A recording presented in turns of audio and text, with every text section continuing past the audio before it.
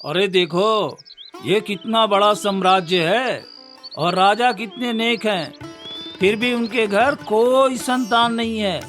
ये कैसा रहस्य है जो किसी को समझ में नहीं आता। हाँ, मैं भी यही सोच रहा हूँ। लगता है इसके पीछे कोई अदृश्य श्राप है जो उन्हें संतान सुख नहीं दे रहा। शायद महाराज ने कोई पाप किया होगा जिसे आज तक कोई जान नहीं पाया। रुद्रनगर राज्य बहुत समृद्ध और विशाल था, जहाँ राजा विक्रम अपनी रानी सौम्या के साथ रहते थे।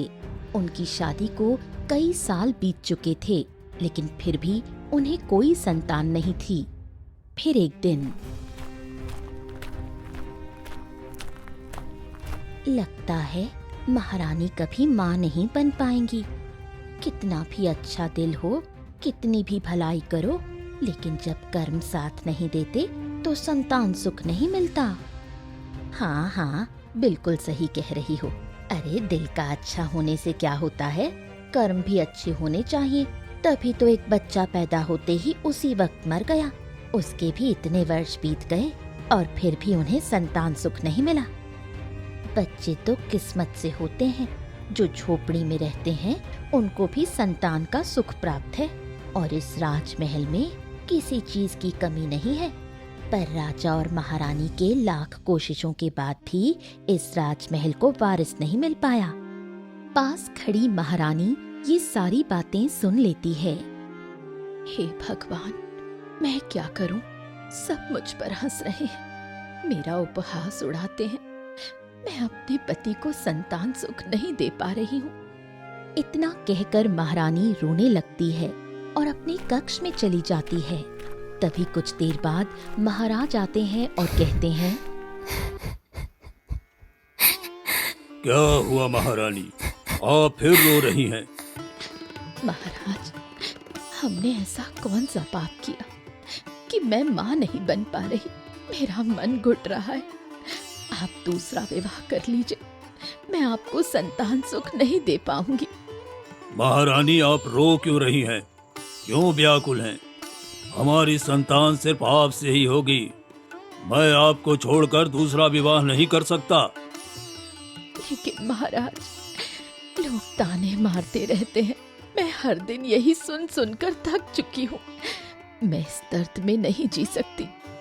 चिंता मत कीजिए, हम कल ही ज्योतिष को बुलाएंगे। देखेंगे कि हमें संतान सुख मिलेगा या नहीं।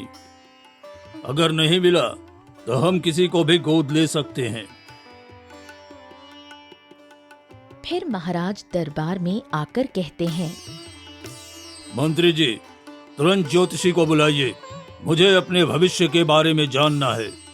मेरी संतान का मार्ग क्या है? अगर महाराज को कोई संतान नहीं हुआ तो सिर्फ मेरा बेटा राज्य का राजकुमार बनेगा। हाँ, मैं महाराज को कभी संतान सुख नहीं पाने दूंगा। जो मैंने पहले किया वही अब भी करूंगा। कुछ ही देर में ज्योतिषी आते हैं। आइए महात्मा, हमारा भविष्य देखिए और कहिए कि हमें संतान सुख मिलेगा या नहीं। महाराज, आपकी संतान सुख निश्चित है, लेकिन इसे पाने के लिए आपको जंगल के गहरे हिस्सों में जाना होगा। ये संतान कोई सामान्य नहीं है। ये संतान पूरे राज्य की दिशा बदल देगा। क्या सच में महात्मा? मेरी आंखों में आंसू हैं, लेकिन खुशी के आंसू हैं। सैनिकों को उपहार दिया जाए। आज मैं अत्यंत प्रसन्न हूँ। ये खबर सुनकर मेरा हृदय भर आया है। ज्योतिषी चले जाते हैं। मैं ऐसा कभी नहीं होने दूंगा। जो मैंने बरसों पहले किया था वही अब भी करूंगा। केवल मेरा बेटा ही राज्य का अधिकारी बनेगा और कोई नहीं। इस संतान को मैं कभी राज्य तक पहुंचने ही नहीं दूंगा। महाराज और महारानी अपनी चिंता और उम्मीद के साथ रहते हैं। कई दिन बीत जाते हैं। वहीं दूसरी तरफ गांव में सैनिक रघु अपने परिवार के साथ रहता था। वो राजमहल में सैनिक का काम करता था। उसकी पत्नी लता और प्यारी बेटी मीरा उसके साथ रहती थीं।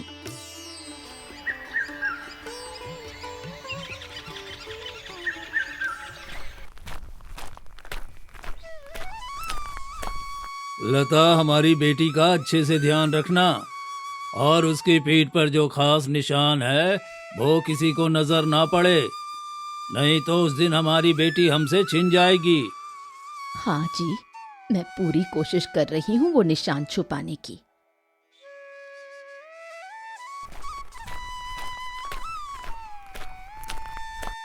माँ, पिताजी, आप दोनों इतने घबराए हुए क्यों हैं? आप लोग कुछ छुपा रहे हैं क्या? मुझे भी बताइए, मैं डरती नहीं हूँ, बस जानना चाहती हूँ। कुछ नहीं बेटी, बस तुम्हारी माँ की आदत है, कभी कभी चीजों को बड़ा बना देती है, पर सच कहूँ तो कोई खतरा नहीं है, तुम चिंता मत करो। पिताजी, मैं अपनी सहेलियों के साथ जंगल घूमने जा रही हूँ। मैंने सुना है कि वहाँ बहुत सारी अद्भुत चीजें हैं जिन्हें देखना बहुत जरूरी है। थोड़ा टहलकर वापस आ जाऊंगी, कोई परेशानी नहीं होगी। बेटी, जंगल में खतरा है, वहाँ क्या करने जाओगी? पिताजी, मैं पूरी सावधानी रखूंगी, बस थोड़ा टहल कर लौट आऊंगी, आप चिंता मत कीजिए। मैं आपके विश्वास को तोड़े बिना अपनी जिज्ञासा पूरी करना चाहती हूँ। ठीक है मीरा, जल्दी आना और ज्यादा दूर मत जाना। जंगल घना है और वहाँ अनजाने खतरे हो सकते हैं। हमेशा याद रखना, हमें तुम्हारी चिंता रहती है। वहीं दूसरी तरफ राजमहल में महाराज विक्रम और महारानी सौम्या अपनी चिंता में डूबे थे। इतने दिन बीत गए, हम रोज जंगल जाते हैं पर कोई संतान नहीं मिली। मुझे समझ में नहीं आता कि हमारा भाग्य हमारे साथ क्यों नहीं है, क्यों हम इस सुख से वंचित हैं। मेरी आत्मा बेचैन है और मेरा मन घबराता रहता है। शायद वो ज्योतिषी हमें गलत दिशा दिखा गया। हमें किसी साधु से मिलकर ही सत्य जानना चाहिए, तभी हमारे लिए सही मार्ग सामने आएगा। हमें विश्वास रखना चाहिए कि समय आने पर सब सही होगा। हाँ, तुम सही कह रही हो। चलो, हम भी घने जंगल की ओर चलते हैं, देखेंगे कि हमारे लिए किस्मत में क्या लिखा है। मैं चाहता हूँ कि हम स्वयं उस सत्य का सामना करें और साधु महाराज से कुछ बातें भी कर लेंगे।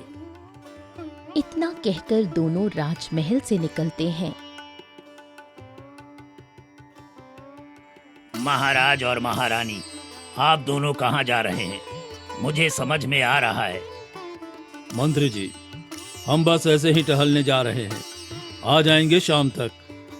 इतना कहकर महाराज घने जंगलों की तरफ निकल पड़ते हैं। थोड़ी देर बाद रास्ते में महारानी सौम्या को चक्कर आता है और वो गिर पड़ती हैं। हे भगवान, अब मैं क्या करूं? कुछ समझ में नहीं आ रहा। महारानी को क्या हुआ? अरे कोई मदद करे, कोई है जंगल में? तभी मीरा अपनी सहेलियों के साथ वहाँ आती है। अरे अरे देखो, कोई परेशान है, हमें उनकी मदद करनी चाहिए। मीरा, छोड़ दो, हमें घर जाना है, देर हो रही है। हमारे माता पिता गुस्सा करेंगे और वैसे भी माँ हमें घर से नहीं निकलने देती। वो तो तुम हो जो माँ के सामने डटकर खड़ी हो जाती हो और हमें जंगल ले ही आती हो। तुम्हारे बिना कैसे आया जाए, और तुम्हारे सिवा हमारा दुनिया में है कौन? तुम्हें एक बात पता है, भले ही पिताजी और माँ हमसे कुछ भी छुपा ले, पर जो गांव वाले मेरे बारे में बात करते हैं ना, उसका एहसास है हमें। मुझे तो ऐसा लगता है कोई बड़ा ही रहस्य है जो मेरे पिताजी और माँ मुझसे छुपा रहे हैं। तुम हमेशा की तरह फिर से वही सब बातें करने लगी।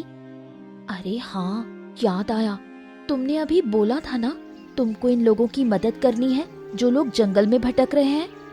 हाँ हाँ, याद आया, मुझे उनकी मदद करनी है। मैं अपने दिल की सुनती हूँ, थोड़ा पानी लाकर उन्हें ठीक करूंगी। अगर हम मदद नहीं करेंगे तो कौन करेगा? फिर मीरा पास के तालाब से पानी लाकर महारानी को देती है और वो पीकर होश में आ जाती हैं। महाराज, मुझे क्या हो गया था और आप इस तरह परेशान क्यों हैं? महारानी, आप बेहोश हो गई थी और इस बच्ची ने पानी लाकर आपको होश में लाया है। तुम्हारा नाम क्या है बेटा? तुम दिल की बहुत नेक हो। ऐसे अजनबी की कोई मदद नहीं करता, लेकिन तुमने की। मेरा नाम मीरा है। मेरे पिता सैनिक हैं और घर पर मेरा इंतजार कर रहे हैं। अब मुझे जाना होगा। इतना कहकर मीरा वहां से चली जाती है। ये बच्ची कितनी मासूम और प्यारी है। ऐसा लगता है जैसे हम दोनों का कोई अजीब सा रिश्ता है। महारानी, ये बच्ची किसकी संतान है? हमें उसका सम्मान करना चाहिए, लेकिन दिल क्यों कुछ और ही महसूस कर रहा है। क्या पता, शायद ये कोई खास संबंध है। मैं इसे महसूस कर रही हूँ, लेकिन समझ नहीं पा रही। चलो, अब हम जिस काम के लिए जंगल में आए थे उसे पूरा करना है। साधु महाराज के पास चलते हैं। तभी महाराज और महारानी साधु महाराज के पास पहुंचते हैं। साधु महाराज इन्हें देखते ही मुस्कुराते हुए बोले, आओ आओ, कैसे हैं महाराज? कैसी स्थिति है? आप परेशान दिखाई दे रहे हैं। बताइए, मैं आपकी क्या सहायता कर सकता हूँ? साधु महाराज, हम बहुत परेशान हैं। आपको पता है, 18 साल पहले हमारी पुत्री जन्मी थी, पर वो होते ही मर गई। उसके बाद आज तक कोई संतान नहीं हुई। मेरी पत्नी आए दिन व्याकुल और दुखी रहती है। कृपया करके बताइए, क्या हमें कभी संतान सुख मिलेगा?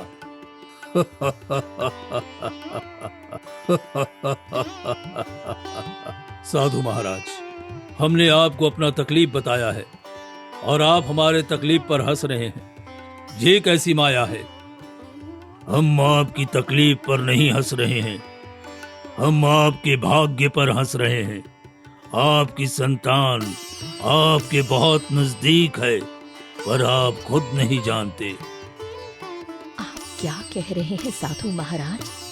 हमारी संतान कैसे हमारे पास हो सकती है? वो तो तभी मर चुकी थी। महाराज, वो पुत्री जीवित है। उसे आपके महल के षड्यंत्रों से बचाकर एक गरीब के घर भेजा गया। आप स्वयं इसका पता लगाएं कि कौन गद्दार है जो आपकी संतान को आपके पास आने नहीं देता है। सच में हमारी संतान जीवित है। ये जानकर मैं बहुत खुश हूँ, पर हम उसे कैसे पहचानेंगे? समय आने पर सब कुछ सामने आ जाएगा। तुम्हें सिर्फ धैर्य रखना है। जब समय आएगा, तुम्हारी संतान अपने आप तुम्हारे सामने होगी। मेरी संतान जिंदा है? ये मैं क्या सुन रही हूँ? मुझे अपने कानों पर विश्वास नहीं हो रहा। इतने सालों से हम खुद को निसंतान समझते आ रहे थे।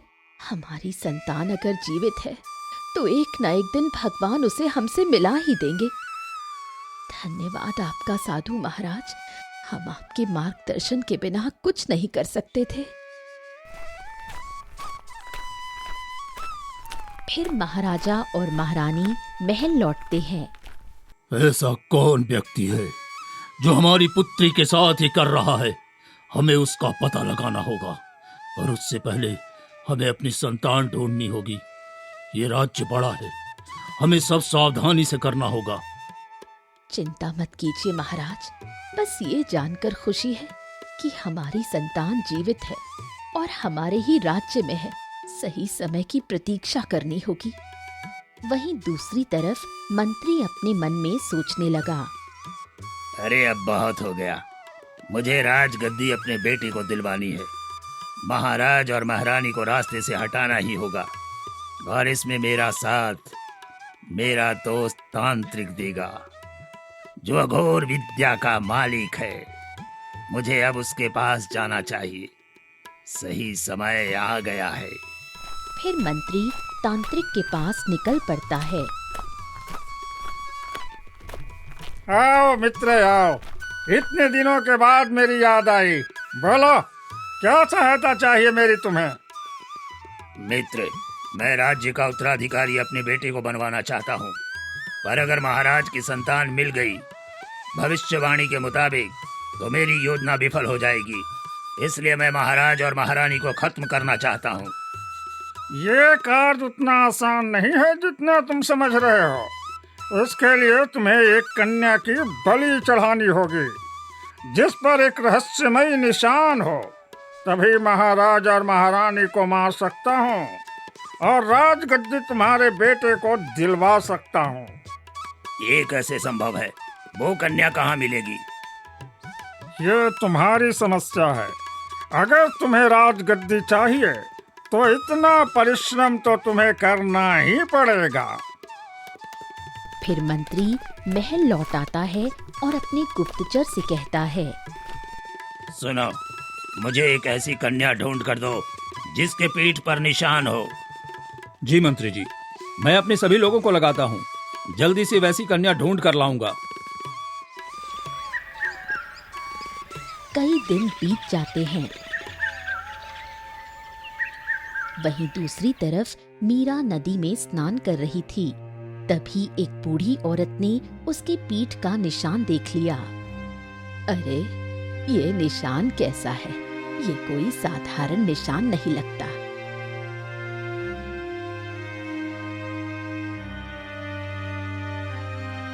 बेटी, तुम्हारे ये पीठ पर कब से निशान है? मुझे नहीं पता, ये निशान बचपन से ही है। ये कोई साधारण निशान नहीं है बेटी, इसके पीछे जरूर कोई गहरा रहस्य है। मुझे इस निशान के बारे में कुछ नहीं पता।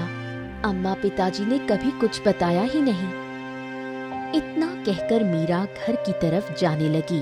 तभी एक गुप्तचर ये बातें सुन लेता है और वो जाकर बूढ़ी औरत से कहता है, आप कैसे निशान की बात कर रहे थे?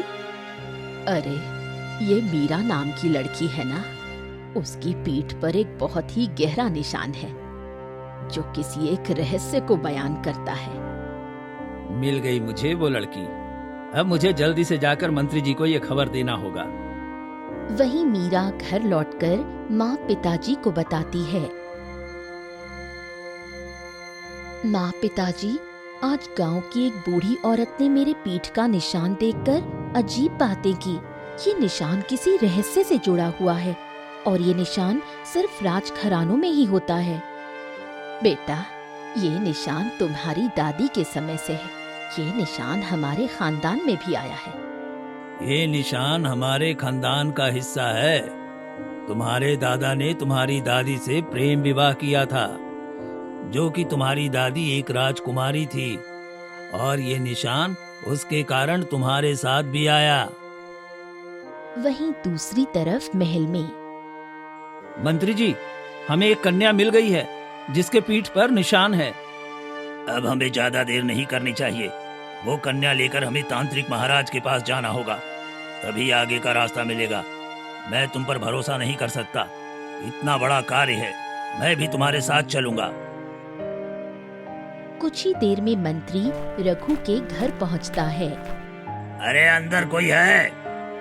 हाँ, बोलिए मंत्री जी, क्या काम है? कुछ नहीं, बस महाराज का आदेश है कि आपकी कन्या राजमहल में हाजिर हो। मेरी बेटी ने क्या किया है? मैं उसे राजमहल नहीं जाने दूंगी। ऐसा नहीं कर सकते, राजा का फरमान है, उसे जाना ही पड़ेगा। महाराज ने राज्य के सभी कन्याओं को राजमहल में उपस्थित होने के लिए कहा है, तो आपकी पुत्री को भी जाना ही होगा। ठीक है, लेकिन मुझे बहुत चिंता है। माँ, मैं जानती हूँ आप परेशान हैं। मैं सुरक्षित रहूंगी, आप चिंता न करिए माँ। मीरा मंत्री के साथ जंगल की ओर निकल जाती है। रास्ते में वो पूछती है, तुम मुझे कहाँ ले जा रहे हो? ये रास्ता तो महल की ओर नहीं जा रहा। थोड़ी दूर और चलो, फिर तुम्हें पता चल जाएगा कि तुम कहाँ जा रही हो। कुछ ही देर में वो एक गुफा में पहुँचते हैं।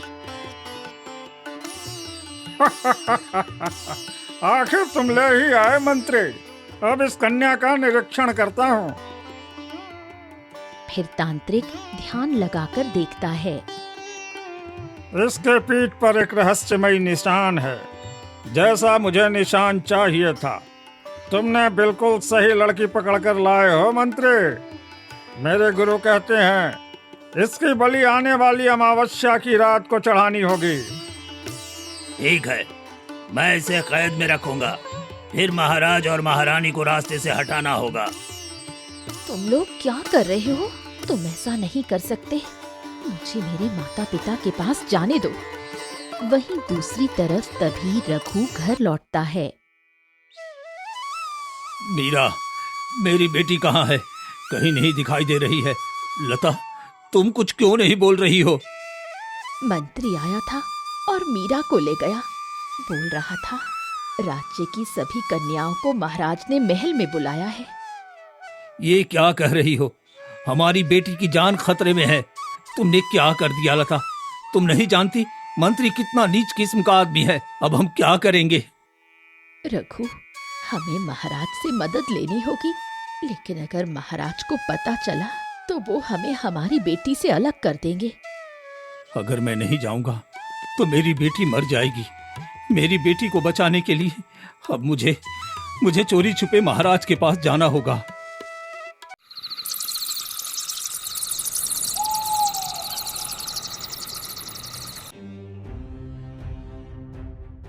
फिर रात के अंधेरे में रघु चोरी छिपे महाराज विक्रम के कक्ष में पहुंचता है। कौन है मेरे कक्ष में? सैनिकों, इधर आओ।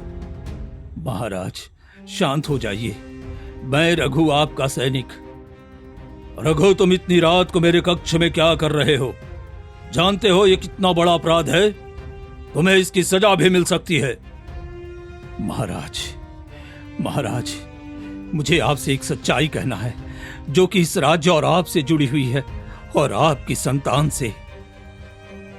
क्या कहना चाह रहे हो रघु? साफ साफ बताओ। महाराज, करीब 18 साल पहले जब महारानी गर्भवती थी, मंत्री ने मुझ पर दबाव डालकर कहा कि जो बच्ची जन्म लेगी उसे जंगल में ले जाकर मार दूं। उसने पुरानी दाई मां को कहीं भगा दिया और नई दाई मां को भेजा, जिसे आदेश था कि असली बच्ची की जगह एक मृत शिशु को रख दें। महाराज, उस वक्त मैं मंत्री के डर और आपकी धमकी में था, पर जब उस मासूम को अपनी गोद में लिया तो मेरा दिल कांप उठा। भगवान ने मुझे अपनी संतान का सुख तो नहीं दिया, लेकिन मैं किसी निर्दोष का खून कैसे कर देता महाराज। उसी वक्त मैंने ठान लिया कि इस बच्ची को अपने खून की तरह पालूंगा। मैंने सबको कह दिया कि ये मेरी औलाद है और 18 सालों तक मैंने उस सच को अपने सीने में दबा कर रखा ताकि आपकी पुत्री सुरक्षित रह सके। तुम्हारा साहस और प्रेम अद्भुत है रघु। तुम्हारे जैसा कोई इंसान दुर्लभ है। तुमने एक पाप भी किया और साथ में एक पुण्य भी, इसलिए मैं तुम्हें क्षमा कर रहा हूं। अब बताओ, मेरी पुत्री कहां है? मुझे तुरंत उसके पास ले चलो। महाराज, अब हमारी बेटी मीरा को बचाने का समय आ गया है। महाराज, मंत्री ने उसे तांत्रिक के हवाले कर दिया है। आने वाली अमावस्या की रात उसकी बलि देने के लिए। ये क्या कह रहे हो तुम? हमें तुरंत कार्रवाई करनी होगी। महाराज, अभी आप मंत्री को कुछ मत कहिए। अगर मंत्री को पता चल गया तो वो मीरा को और दूर ले जाएगा। ठीक है, हम अभी तांत्रिक के पास चलेंगे। अगली सुबह होते ही महाराज और रघु घने जंगलों की तरफ निकल पड़ते हैं। तभी रास्ते में उन्हें वही साधु महाराज मिलते हैं।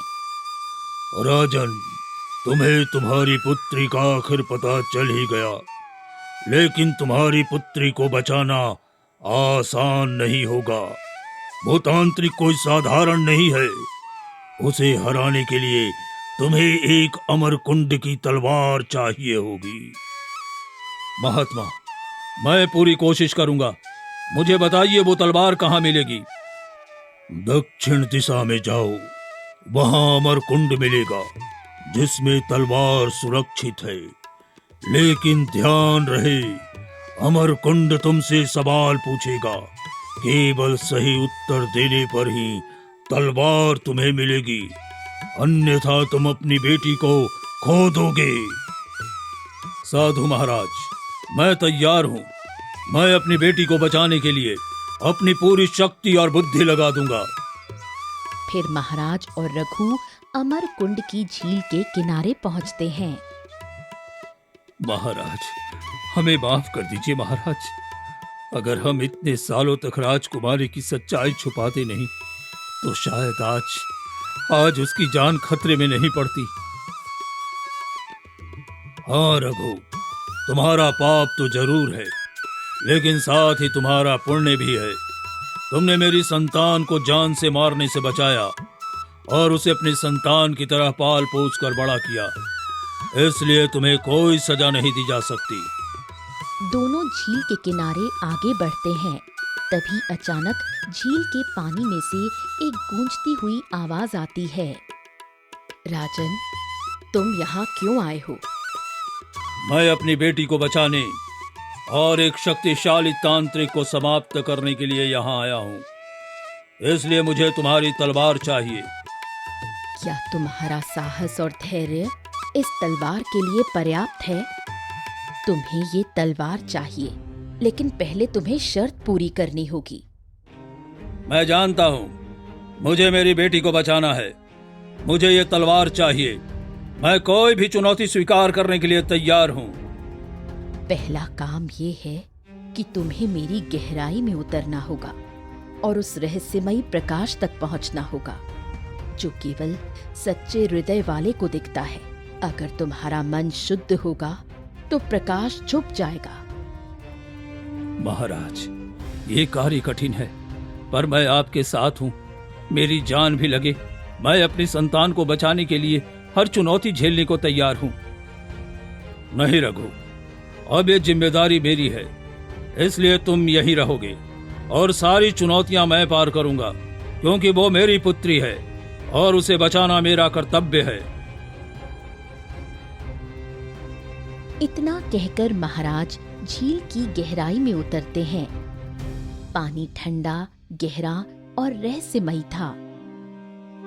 जैसे जैसे वो आगे बढ़ते हैं, तभी पानी से एक रहस्यमयी आकृति प्रकट होती है, सिर पर चमकते ताज के साथ। कौन हो तुम जो मेरे प्रकाश और तलवार तक पहुंचने की हिम्मत रखते हो? तुम्हारा हृदय सच्चा है या केवल इच्छा और लालच? मैं महाराज विक्रम, मैं अपनी संतान की रक्षा के लिए आया हूँ। मेरा हृदय केवल प्यार और कर्तव्य से भरा है।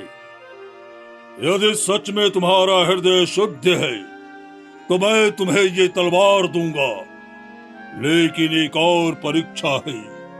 तुम्हें झील के बीच में 3 सवालों के उत्तर देने होंगे जो केवल एक निडर और न्यायप्रिय राजा ही दे सकता है। मैं तैयार हूँ। मेरी बेटी की रक्षा के लिए मैं किसी भी परीक्षा में खड़ा हूँ। पहला सवाल, सच्चा साहस क्या है? सच्चा साहस वो है जो अपने डर और शत्रुता के बावजूद अपने प्रिय और धर्म की रक्षा के लिए खड़ा रहे। दूसरा सवाल, एक पिता का सबसे बड़ा कर्तव्य क्या है? अपने संतान की रक्षा करना, उसकी भलाई और न्याय की रक्षा करना, चाहे खतरा कितना भी बड़ा क्यों न हो। तीसरा सवाल, एक राजा का सबसे बड़ा बल क्या है? सत्य और न्याय। यदि राजा का हृदय धर्म और न्याय के लिए न धड़कता हो तो उसका राज्य और उसका जीवन व्यर्थ है। तुम्हारा हृदय शुद्ध और निडर है। ये तलवार तुम्हारी है। इसका प्रयोग केवल तुम्हारी संतान की रक्षा और न्याय के लिए ही करना।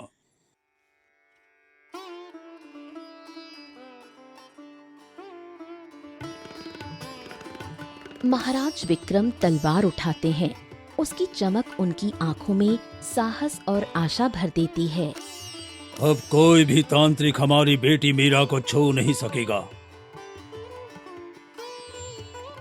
रघु, चलो हम तुरंत अमावस्या की रात से पहले उसे बचाने के लिए आगे बढ़ते हैं।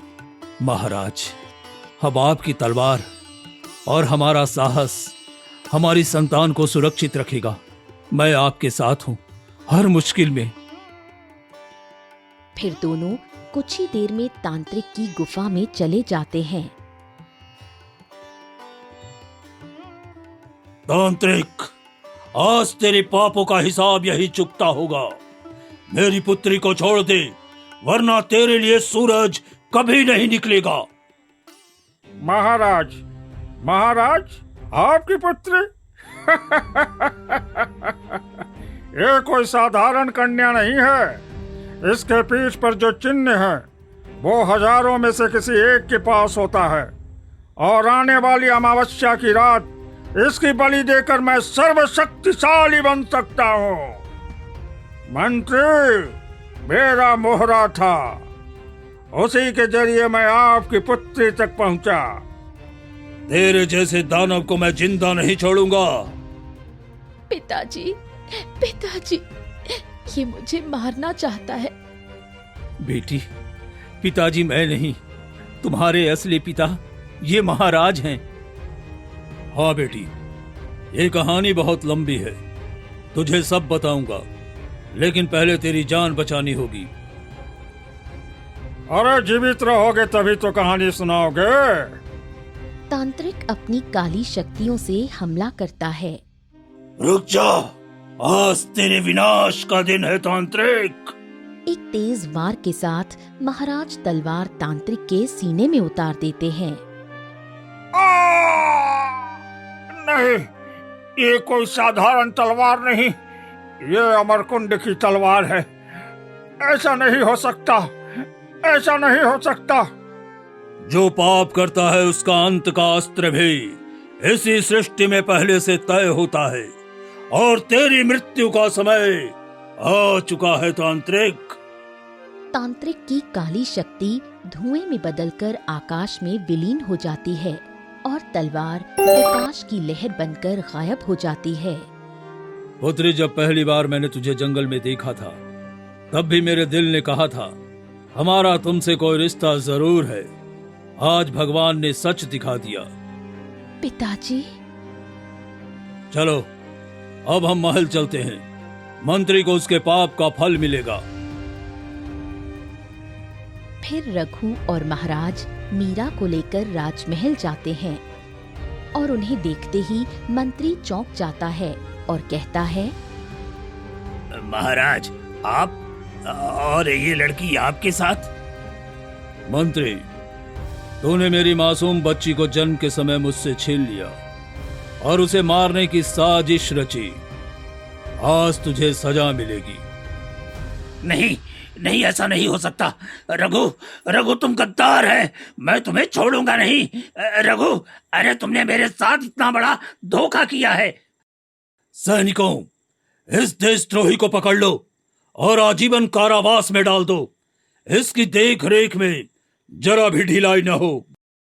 जो आज्ञा महाराज।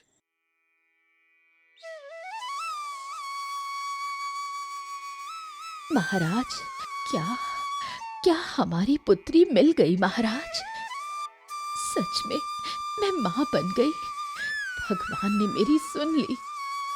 हाँ रानी, देखो यही है हमारी मीरा। बेटा, जब मैंने तुझे पहली बार देखा था तभी दिल ने कहा था कि तू मेरी है। आज भगवान ने हमें फिर से मिलाया है। ये तो मेरा सौभाग्य है। मुझे दो माता पिता मिल गए हैं और मुझे अब दुनिया की सारी खुशियां मिल गई हैं। महल में खुशी की लहर दौड़ जाती है। प्रजा अपनी रानी की प्रशंसा करने लगती है और राजा रानी अपनी पुत्री के साथ सुखपूर्वक जीवन बिताने लगते हैं।